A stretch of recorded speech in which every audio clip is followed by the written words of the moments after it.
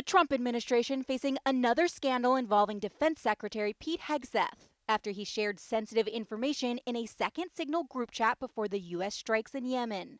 The secretary pushing back this morning. What was shared over Signal, then and now, however you characterize it, was informal, unclassified coordinations for media coordination and other things. But the information was coming from the general overseeing the strikes and included details on when U.S. fighters would take off and when they would hit their targets. 3 U.S. officials with direct knowledge of the chat tell NBC News the secretary sent some of that information to 2 group chats. One that included his wife, as well as his brother and personal attorney, who both work at the Pentagon. Hegseth was also part of another chat group with the country's top intelligence officers, also talking about the strike. Let me reiterate, the president stands strongly behind Secretary Hegseth in the change that he is bringing to the Pentagon. Democrats have been calling for Hegseth's resignation.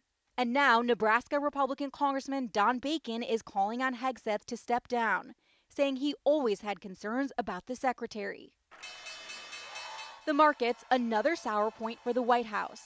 The growing feud between the president and Fed Chairman Powell has Wall Street rocking and roiling. The Dow rallied one day after a huge sell-off. But despite the gains, the market is headed for its worst April since the Great Depression.